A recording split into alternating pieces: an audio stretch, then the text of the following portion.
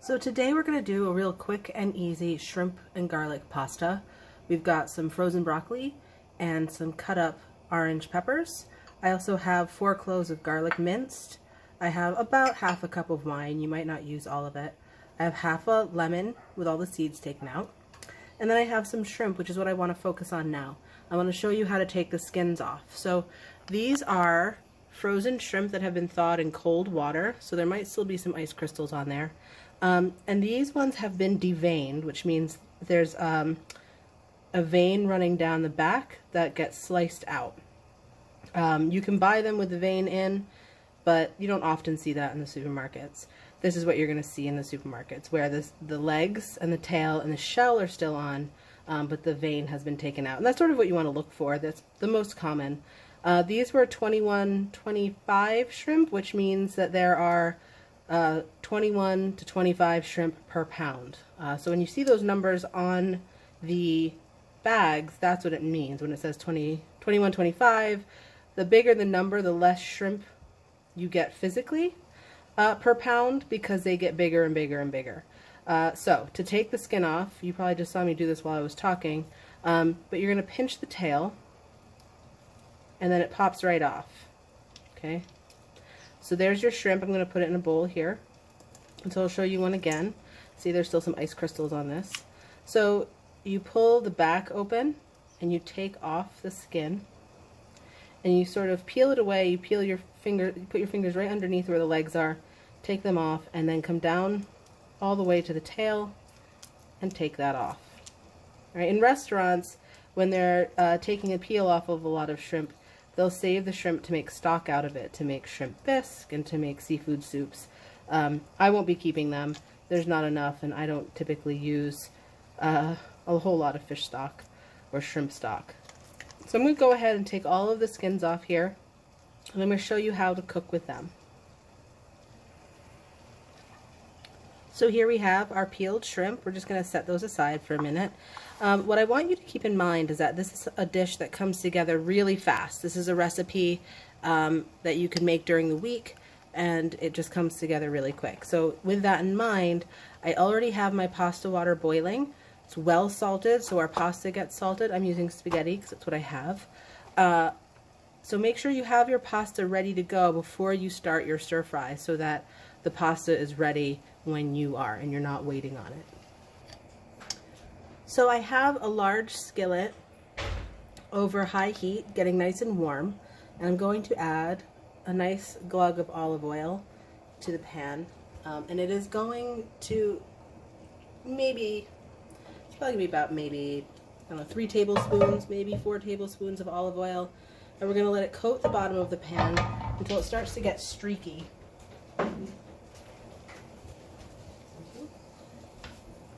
Got some basil to put at the end. We'll set that aside for right now. So you can see the oil is moving around quickly in the pan. Okay, it moves a bit like water.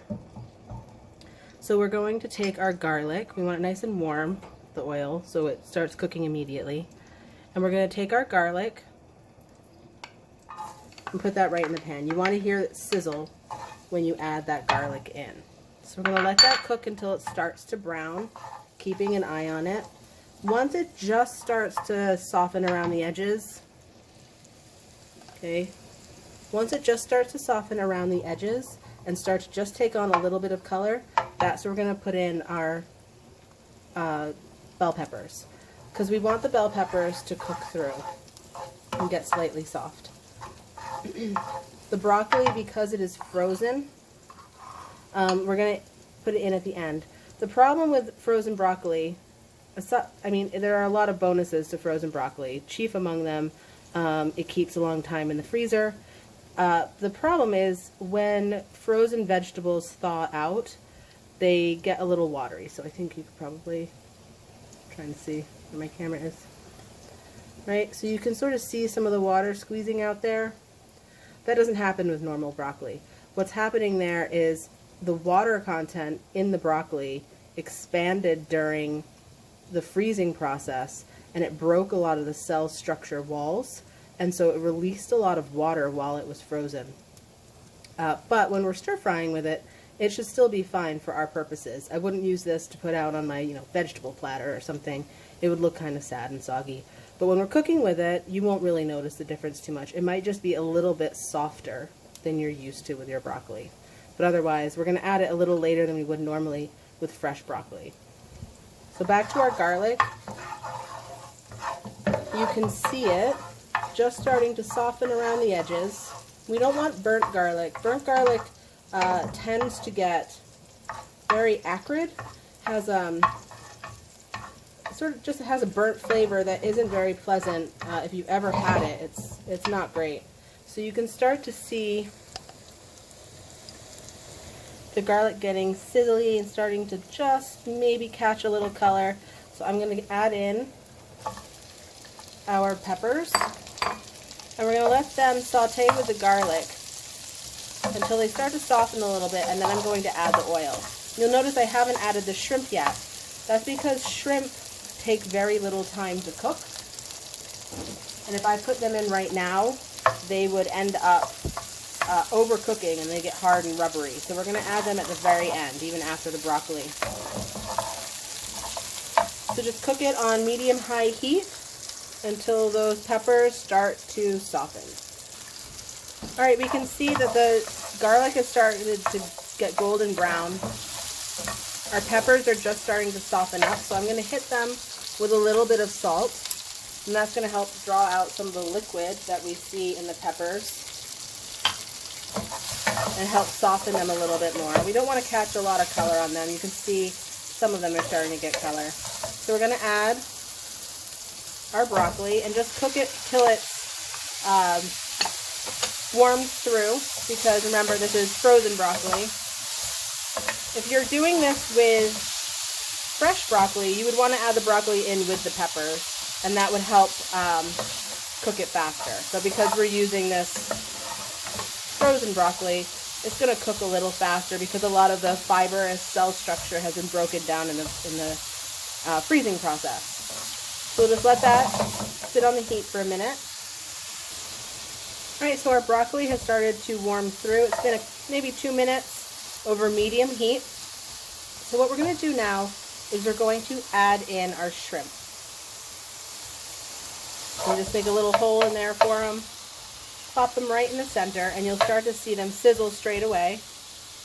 And what we're looking for with shrimp is for a color change. So when we cook steak, it goes from bright red to dark brown on the outside, if we're doing it right, if there's a nice coloration on the outside.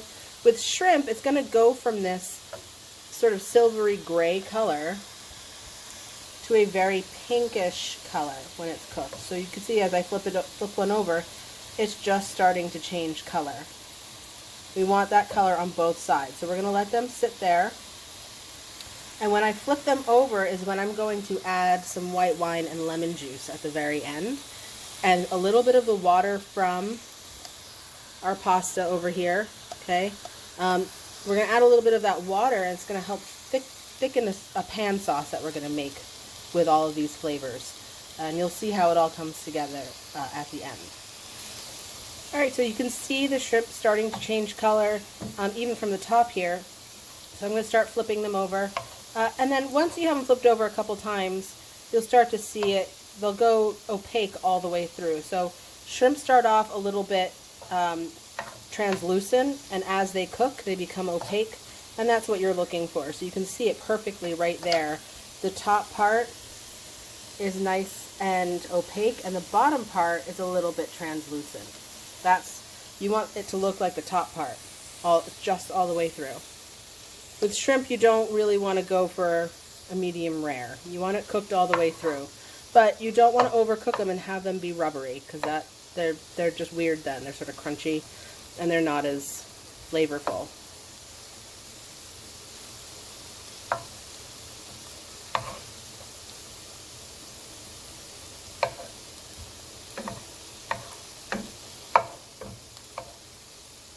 Just chasing them around the pan at this point. Alright, so we're going to let them cook on that side just a few minutes more, and then we're going to add our white wine and our lemon juice. We'll probably add some basil and some rosemary and a little butter at the end. All right, it's been about a minute, and so the pan is nice and hot. The shrimp are cooking away. I'm going to add half of the wine, and when you add wine to a hot pan, I'm going to turn up the heat here. What ends up happening, you start to see it over here. Obviously, I have some hot areas in my pan. Once the alcohol starts to boil, it cooks off the actual alcohol, and you end up with just the flavor of it instead. So now you can see the shrimp, if I turn one on its side, is pretty well cooked through. There's no gray areas. It's opaque all the way through, and that's what we're looking for. Okay, so we're going to let that wine simmer. I've turned the heat up to high.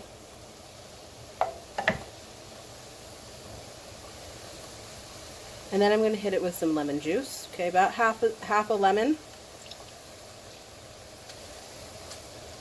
And you can always taste for more acid if you want. Just like you would taste for salt, you can taste for acid too.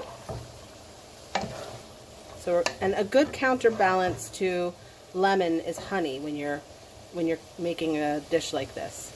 So at this point, you would want to taste it.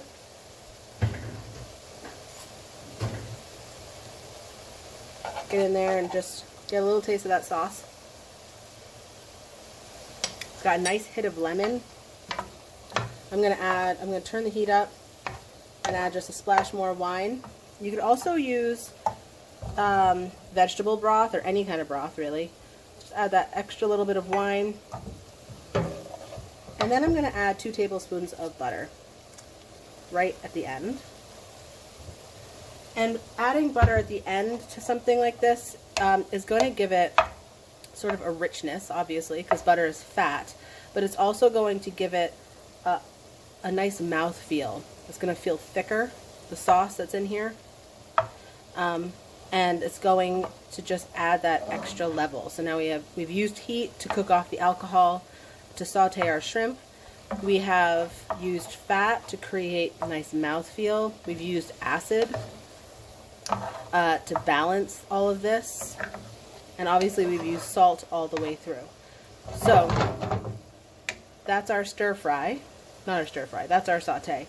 I have a handful of basil leaves here that I'm just going to rip up, throw in at the very end. If you put fresh basil in the beginning, it cooks away to nothing. You really want that bright, fresh flavor of basil.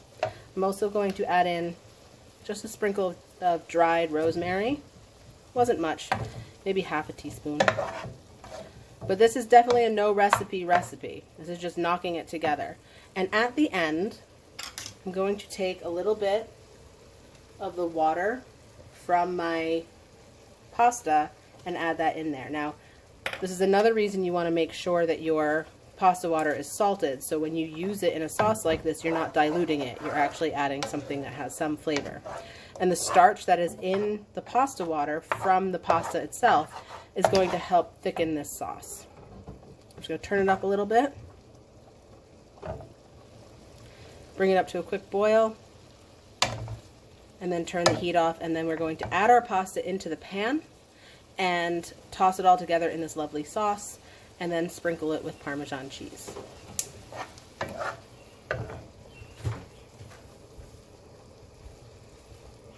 What's up, Henry?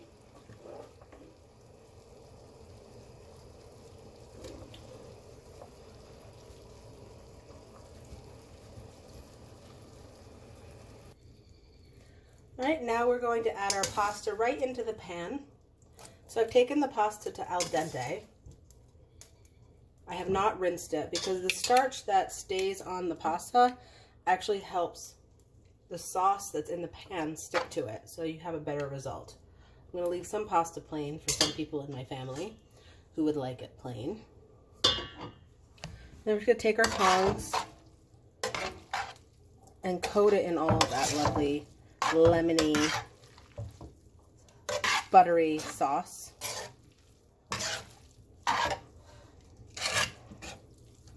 Then we're going to add a little bit of Parmesan cheese.